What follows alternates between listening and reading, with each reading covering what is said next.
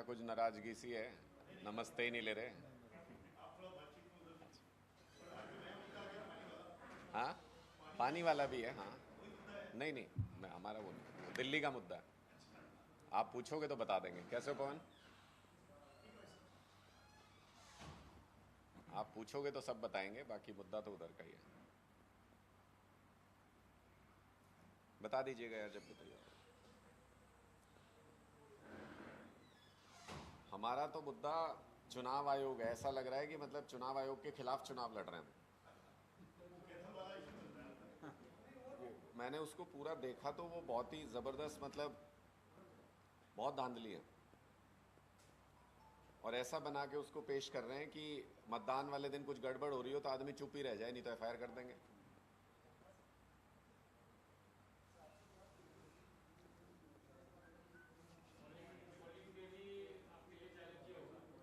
हाँ, that's what I am saying ना कि भाई हमने कोई गलत चीज़ दिखाई और वो गलत है, अभी प्रूव कर दूंगा कि वो गलत है। अब उस पे उसी के खिलाफ एफआईआर कर दी जिसने दिखाई है वो चीज़। ये सतबीर गोयल जी 25 साल इलेक्शन ड्यूटी इन्होंने खुद करी है। इनको तो पता है क्या सही है क्या गलत है। क्या कौन रह गया? हाँ, एक बार चेक करा फटाफट, जल्दी करो।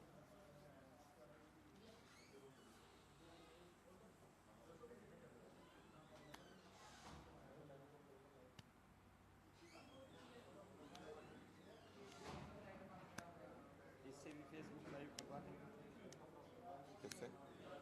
आप करवा देना, नहीं उठा लेना उससे, मेरे वाले पेज से करवा लो या उठा लेना। हाँ, दे दो इनको, कर देना। हैं? समर न्यूज़ वाले करेंगे ना अपना। हाँ। अच्छा। हाँ।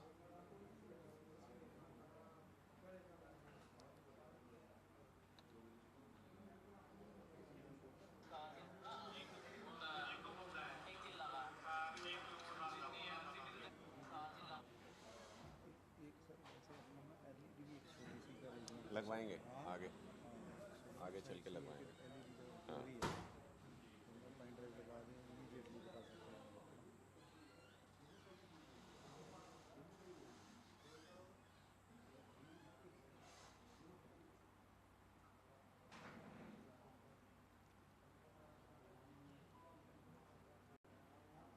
एक मिनट और लेंगे बस, वो लाइव लिंक चेक कर रहे हैं।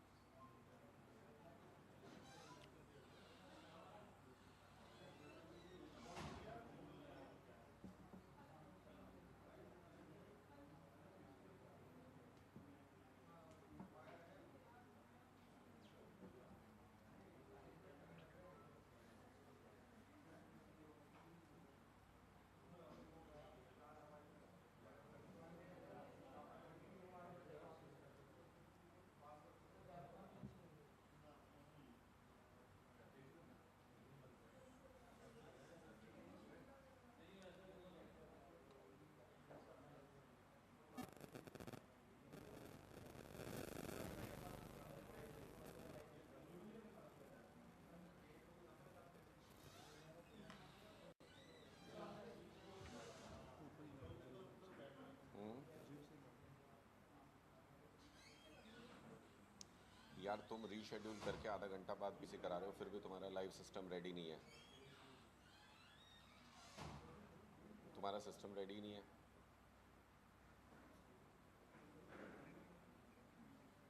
है, अभी भी है वो प्रॉब्लम।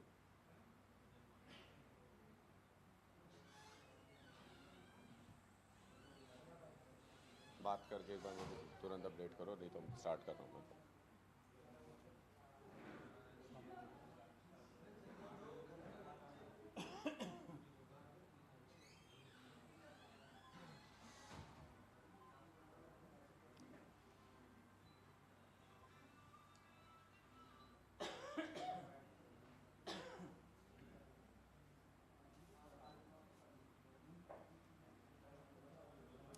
करें जी। वो कुछ बटन वटन दबा रहे हैं हम ना उधर।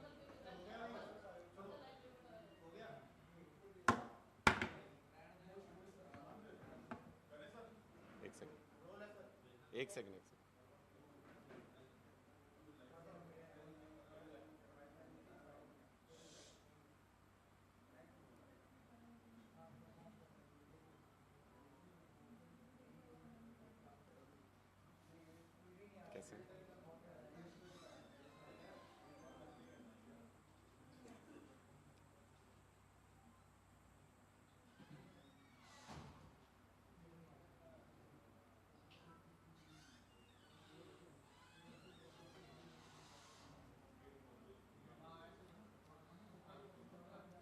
चलिए शुरू करते हैं।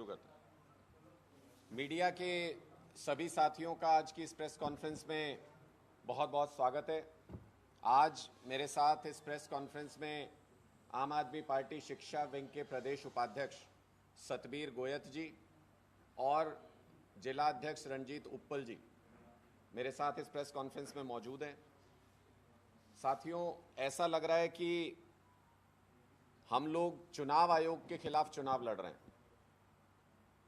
तैयारी तो थी भारतीय जनता पार्टी के खिलाफ चुनाव लड़ने की, लोगों के बीच उनकी नीतियों की गलतियां ले जाने की, लेकिन अब ऐसा लगने लगा है कि एक तरफ बीजेपी सरकार और चुनाव आयोग खड़ा है और एक तरफ आम आदमी पार्टी और आम आदमी खड़ा है। मैं ऐसा इसलिए कह रहा हूं क्योंकि कैथल में चुनाव आयोग इस चुनाव की शुरुआत से ही मनमानी कर रहा है, अपने तरीके से चुनाव प्रक्रिया को चलाने की कोशिश कर रहा है। शायद यहां के निर्वाचन अधिकारी को सरकार या बड़े मंत्रियों नेताओं की शह प्राप्त है, इसलिए उनके ऊपर कोई कार्रवाई भी नहीं होती है। चुनावी कार्यक्रम की परमिशन मांगने पर जो गालियां लिखी गई थी, उससे पूरी दुनिया में भारत की चुनावी प्रक्रिया को ठेस पहुंची, छवि खराब हुई पूरे देश की। लेकिन उसके बावजूद भी कोई सबक चुनाव आयोग के अधिकारियों ने नहीं लिया। बैलेट चुनाव में जो 85 साल से ऊपर की उम्र के लोगों और विकलांग व्यक्तियों के वोट डलवाने के लिए बैलेट प्रक्रिया शुरू की गई है, उस बैलेट प्रक्रिया में जबरदस्त तरीके से धांधली चल रही थी, जिसमें बैलेट बॉक्स के ऊपर सील नहीं लगाई गई थी। चुनाव आयोग जिसमें तथ्यों को छुपा रहे थे चुनाव आयोग के अधिकारी। और जब आम आदमी पार्टी के नेता मास्टर सतबीर गोयत जी ने, जो खुद भी इलेक्शन ड्यूटी कर चुके हैं, 25 साल तक सर्विस में थे, बार बार इलेक्शन ड्यूटी की है, इसलिए उनको मालूम है कि क्या नेटिग्रिटीज होनी चाहिए और चुनाव की गोपनीयता को बनाए रखने के लिए मिनिमम क्राइटेरिया क्या होना चाहिए। उन्होंने जब उसको इंगित किया कि किस तरह की कमियां हैं इस प्रोसेस में, तो चुनाव आयोग ने उन कमियों को दुरुस्त करने की बजाय मास्टर सतबीर गोयत जी पर ही एफआईआर दर्ज कर दी। इसका मतलब ये कि चुनाव आयोग भय पैदा करना चाहता है, ऐसा माहौल बनाना चाहते हैं चुनाव आयोग के अधिकारी कि वोटिंग वाले दिन अगर कहीं पर गड़बड़ हो भी रही हो तो लोगों को ये मैसेज देना चाहते हैं कि चुप रहिए वरना आपके खिलाफ एफआईआर कर देंगे। हम आज आपके सामने कैथल चुनाव आयोग कार्यालय की तरफ से जो एफआईआर दर्ज की गई है, जो एफआईआर दायर कराई गई है, वो पूरी तरह से झूठ का पुलिंदा है। हम उस एफआईआर को भी सार्वजनिक कर रहे हैं और संबंधित वीडियो को भी सार्वजनिक कर रहे हैं जो मास्टर सतबीर गोयत जी ने बनाया था। चुनाव आयोग, क्या कैथल चुनाव आयोग मतदान के दिन वहां के अधिकारी कोई बड़ी गड़बड़ करने की साजिश रच रहे हैं? क्या उससे पहले सुनियोजित तरीके से भय का माहौल पैदा करने की कोशिश की जा रही है? जो हमारे पास तथ्य उपलब्ध है उनसे तो ऐसा ही लगता है।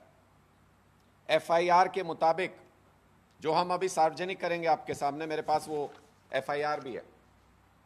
एफआईआर के मुताबिक ये कहा गया है कि मास्टर सतबीर गोयत जी ने वोट डालने का विरोध किया और सरकारी काम में बाधा पैदा करने की कोशिश की। वो पूरा वीडियो अगर आप देखेंगे, हमारे पास पूरे प्रक्रिया की वीडियोग्राफी है और उसमें वोट डाला जा चुका है।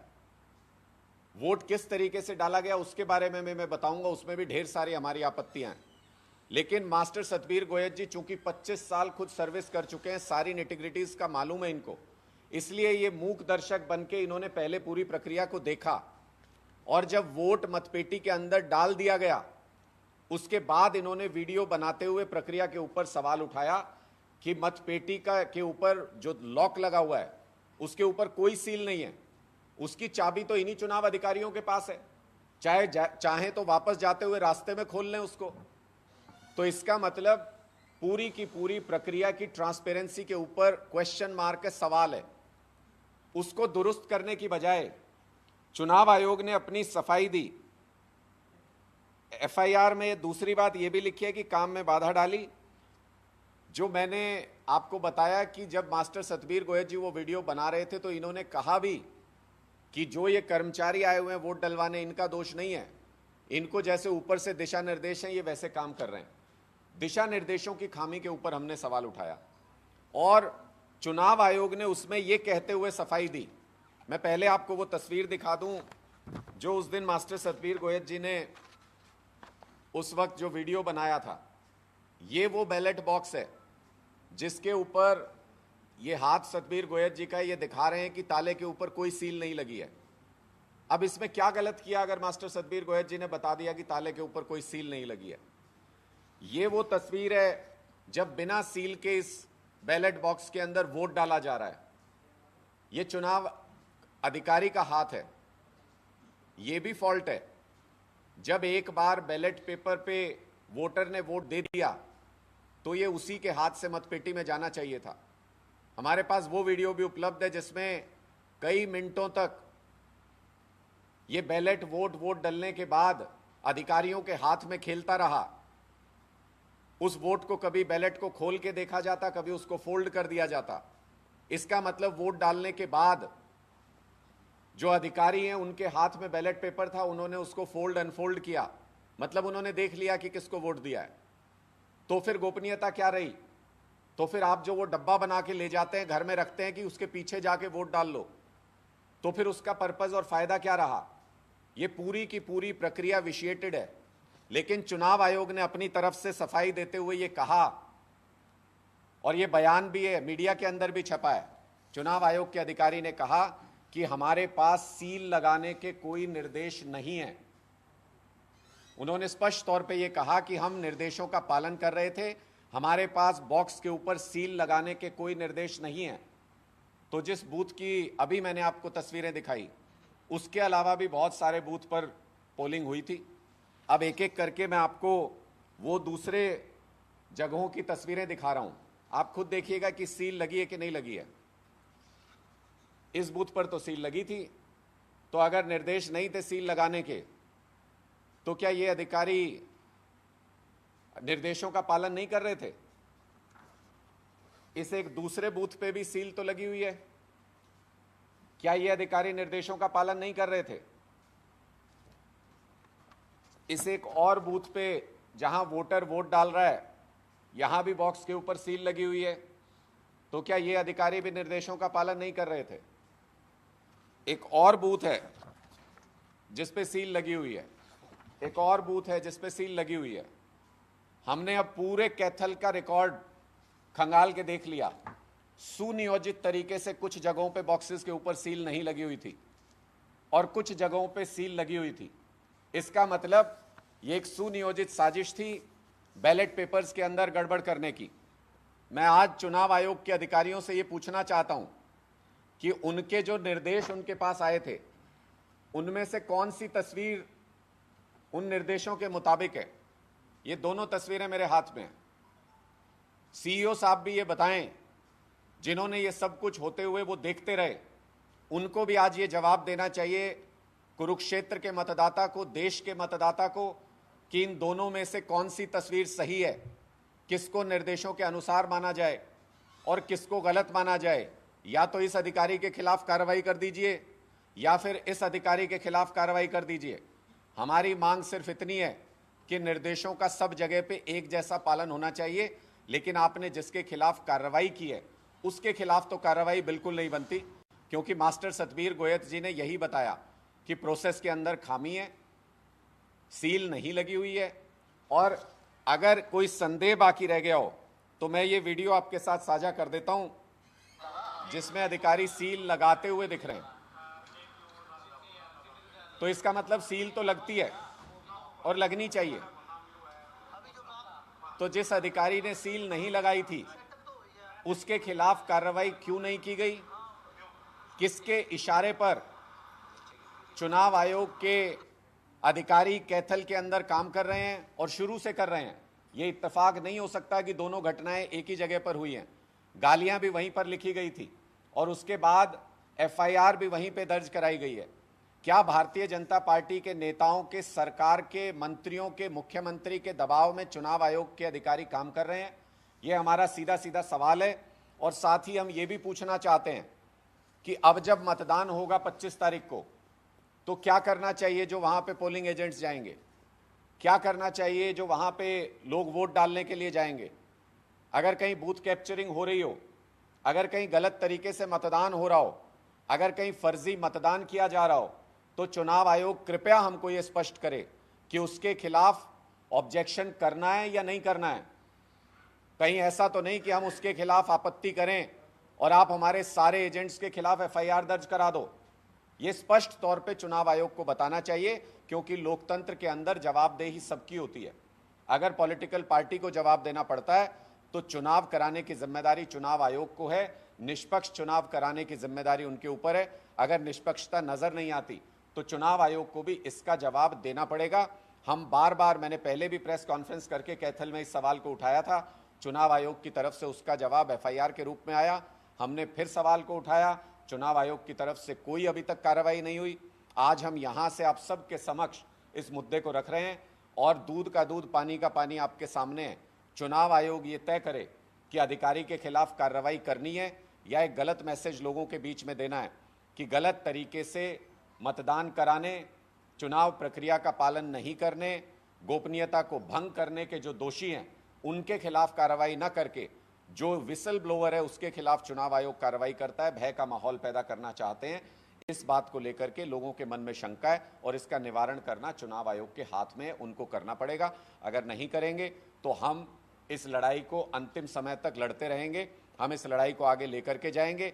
हम अपने मुंह पे टेप लगा के और बेड़ियां पहन के हम फिर प्रदर्शन करेंगे, क्योंकि हमारे हाथ पांव मुंह बांधने का काम चुनाव आयोग कर रहा है। या तो वो इस बात पर अपनी स्थिति स्पष्ट करे, चुनाव आयोग बयान जारी करके बताए कि दोनों में से कौन सा तथ्य सही है, या फिर हमारे पास कोई और रास्ता नहीं बचेगा इस मुद्दे के ऊपर प्रदर्शन करने के अलावा। पूरी दुनिया का मीडिया, पूरे देश का मीडिया इसे देख रहा है। पूरी दुनिया के लोगों की भारत के चुनाव के ऊपर नज़र है। मेरी चुनाव आयोग से गुजारिश है कि चुनाव की इंडिपेंडेंस को बनाए रखने के लिए, चुनाव की गोपनीयता को बनाए रखने के लिए कृपया उचित कार्रवाई करें।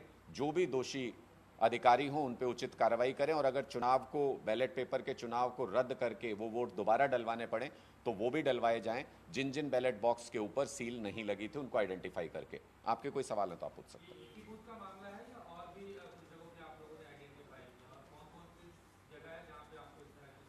देखिए, चुनाव आयोग ने इस पूरे प्रोसेस की वीडियोग्राफी कराई है और हमारे पास भी, हमारे संज्ञान में भी कई इस तरह के मामले हैं। लेकिन जब चुनाव आयोग ने वीडियोग्राफी कराई है तो इसीलिए तो कराई थी कि अगर उसके अंदर कोई खामी हो तो उसको आइडेंटिफाई किया जा सके।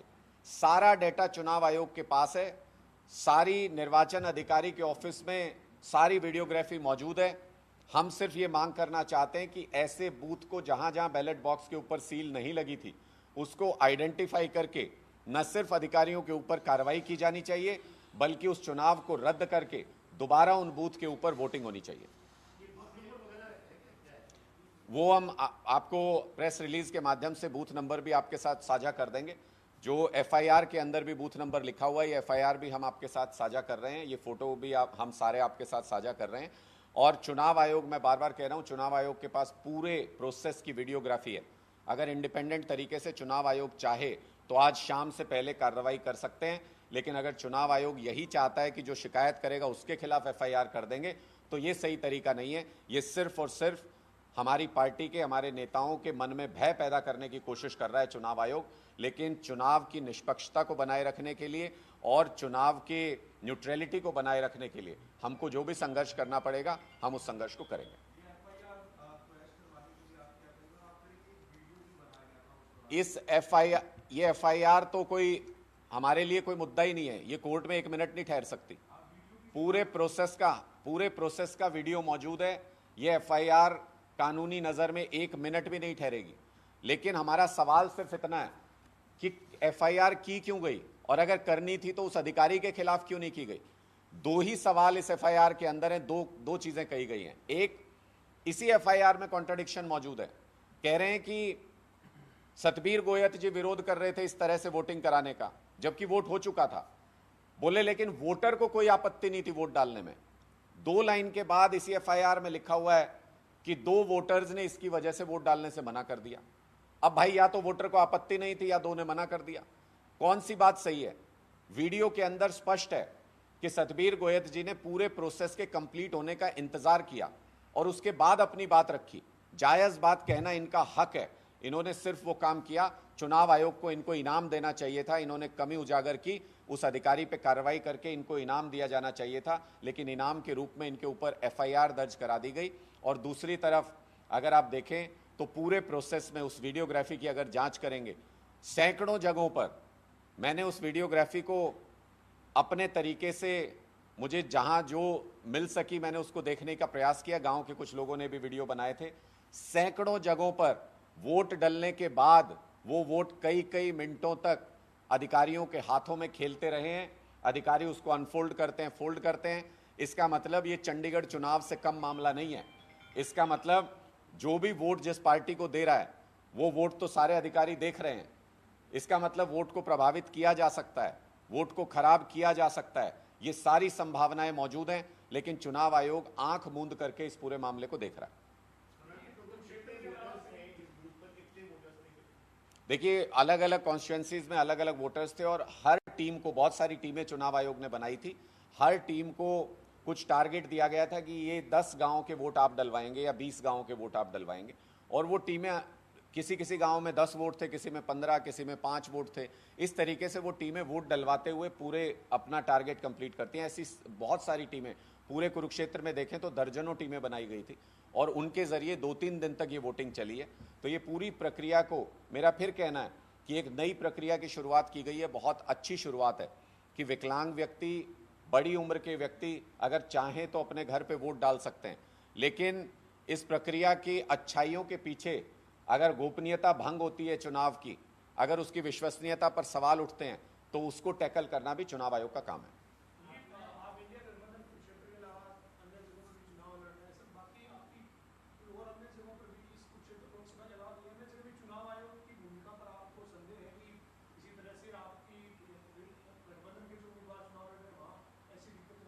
देखिए, चूंकि मैं पर्सनली कुरुक्षेत्र का चुनाव इस वक्त पूरा देख रहा हूं, तो वहां पर जो कमियां सामने आती हैं हम उसको समय समय पर उजागर करते हैं।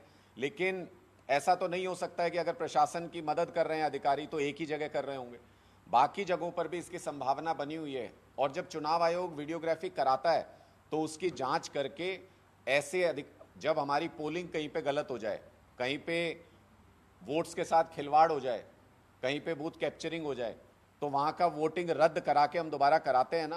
तो मेरा चुनाव आयोग से यही सवाल है कि पूरे हरियाणा में इस प्रोसेस को जो खामियां देखने में मिली हैं, ये बहुत सामान्य स्तर की खामियां हैं। ये कहीं पर भी पूरे हरियाणा में हो सकती हैं। जहां जहां पर भी हो, चुनाव आयोग को इसकी जांच करके, वीडियोग्राफी की जांच करके उसको आइडेंटिफाई करना चाहिए।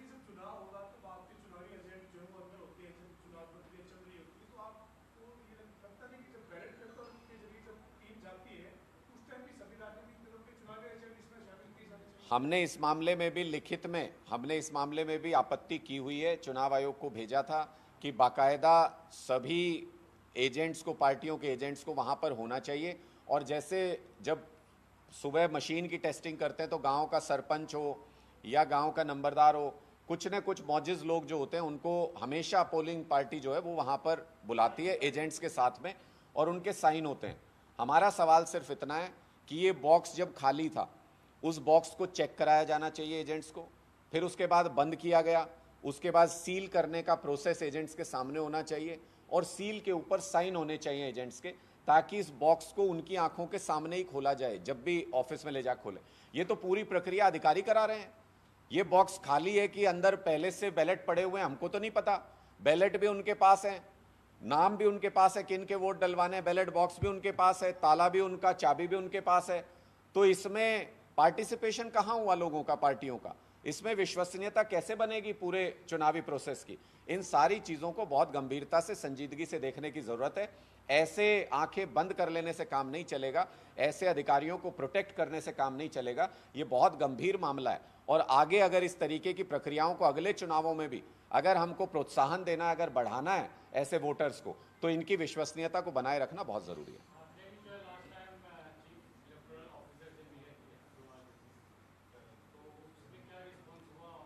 देखिए, हम जो पहले कैथल में निर्वाचन अधिकारी की कंप्लेंट लेके गए थे कि उनकी देखरेख में ये सब कुछ हो रहा है।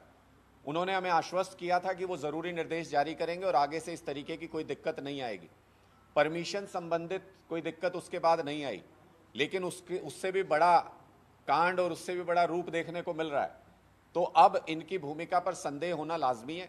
बार बार एक ही डिस्ट्रिक्ट में इस तरीके के मामलों का आना निश्चित तौर पे उनके काम करने के तरीके पर सवालिया निशान खड़ा करता है। इसको चुनाव आयोग को देखना चाहिए। मतदान बहुत नज़दीक है, मतदान की तारीख नज़दीक है, लोगों के मन में कोई संदेह नहीं होना चाहिए, विश्वास होना चाहिए।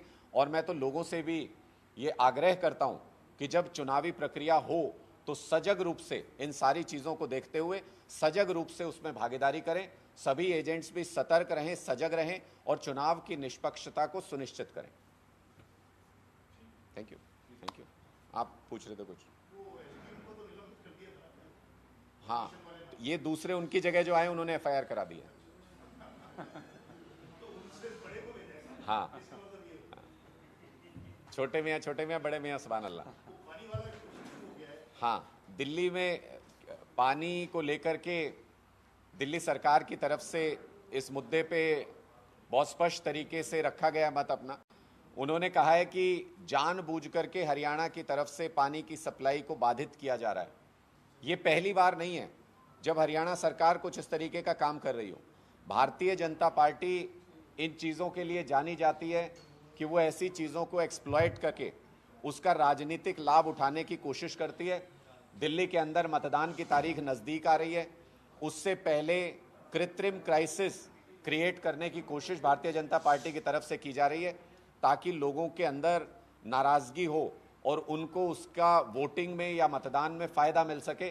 पहले भी जब बाढ़ आई थी दिल्ली के अंदर तो हमने उस साजिश को पूरी तरह एक्सपोज किया था कि भारतीय जनता पार्टी ने सुनियोजित तरीके से राजनीतिक बदला लेने के लिए दिल्ली को बाढ़ में झोंक दिया, दिल्ली की तरफ सारे पानी को डाइवर्ट होने दिया। अब भी दोबारा से चुनाव से ठीक पहले लगभग उसी तरीके की राजनीतिक साजिश की जा रही है। आम आदमी पार्टी सरकार को बदनाम करने के लिए, आम आदमी पार्टी को बदनाम करने के लिए। लेकिन भारतीय जनता पार्टी के लोग ये नहीं समझते कि बार बार काठ की आंडी नहीं चढ़ती। उनकी ये सारी साजिशें लोगों के सामने बेनकाब हो चुकी हैं। लोग सजग हैं और समझते हैं जितना पानी का क्राइसिस आप क्रिएट करोगे कृत्रिम, उतने ज़्यादा मत आपके खिलाफ पड़ेंगे। लोग आपको गुस्से में और ज़्यादा आपके वोट खतरे में पड़ेंगे और आम आदमी पार्टी को और ज़्यादा मतदान होगा। बहुत शानदार कैंपेन इंडिया अलायंस का चल रहा है। दिल्ली के अंदर भी और बाहर भी जिन जगहों पर ज़रूरत थी, अरविंद केजरीवाल जी कांग्रेस के और दूसरे प्रत्याशियों के लिए भी प्रचार करने के लिए गए हैं। और पूरे हरियाणा के अंदर जिस तरीके का भारतीय जनता पार्टी के खिलाफ विरोध है, अनिल विज जी ने तो सार्वजनिक तौर पर ये स्वीकार कर लिया कि किसानों के ऊपर गोलियां चलाने की जिम्मेदारी उनकी थी। उन्होंने गृह मंत्री होने के नाते वो जिम्मेदारी स्वीकार की। ये पहली बार है जब कैमरे के ऊपर वो स्वीकार कर रहे हैं कि हाँ चलवाई गोलियां किसानों के ऊपर उन्होंने, जिसकी वजह से अब पूरे हरियाणा को दोबारा देखने के लिए मिला कि भारतीय जनता पार्टी ने किसानों के ऊपर गोलियां चलाई। उसका रोष लोगों के बीच में है और इस कदर रोष है कि कल आपने देखा भी कि करनाल लोकसभा में जिस तरीके से मुख्यमंत्री जी एक सभा में बोलने की कोशिश कर रहे थे, लोगों ने उनको बोलने नहीं दिया। लोगों ने उनको कहा कि ये आपकी राजनीति के लिए मंच नहीं है, जाइए यहाँ से। उसके बाद सिर्फ वोट की अपील करके कि आप लोग मतदान कीजिएगा, अपनी पार्टी के लिए भी वोट नहीं मांगा खट्टर साहब ने और वो वहाँ से चले गए। ये सारी चीज़ें ये दिखाती हैं कि भाजपा के प्रति लोगों के अंदर बहुत ज़्यादा रोष है और भाजपा को 5 साल तक जो उन्होंने अत्याचार किया है, लोग मतदान के जरिए जवाब देंगे। 10 की 10 सीटों पर इंडिया गठबंधन हरियाणा में जीतने जा रहा है। 10 की 10 सीटों पर भारतीय जनता पार्टी बुरी तरह से हारने जा रही है। 10-0 से इनका बोरिया बिस्तरा समेट के भेजेंगे। Thank you.